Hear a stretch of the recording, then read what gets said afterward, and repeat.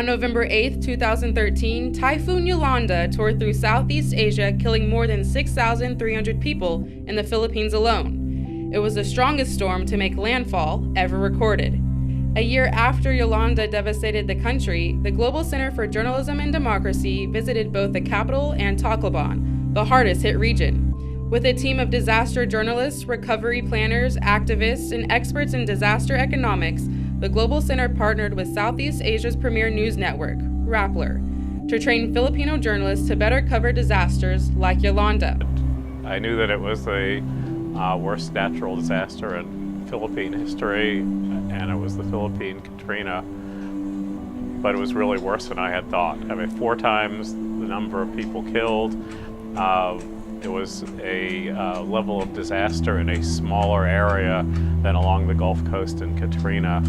And it's a country and a region of the country that don't have the means to even clean up from what happened 10 months ago.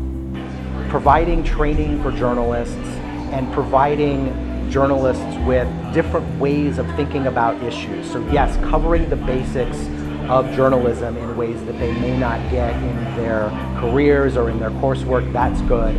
But I also think what other non-journalist trainers bring to the table is very valuable as well. The idea that we can show up and give people a different way, give journalists a different way to look at issues, a different lens through which to see the world. I think that kind of thing is vital because I think it promotes critical thinking.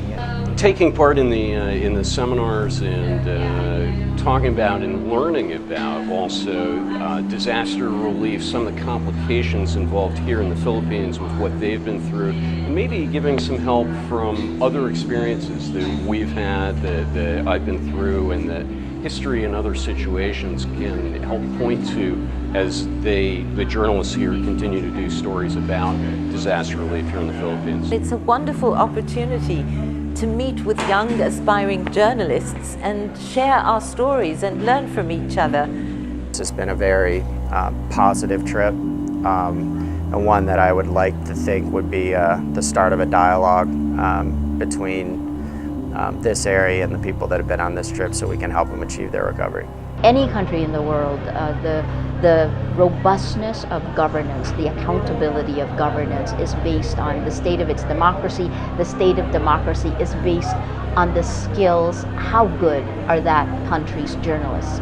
If the journalists are corrupt, if the journalists are co-opted, then you don't have accountability and you cannot push government to be more transparent and to deliver what it should be delivering to the people. Journalism, good journalism, and democracy go hand in hand.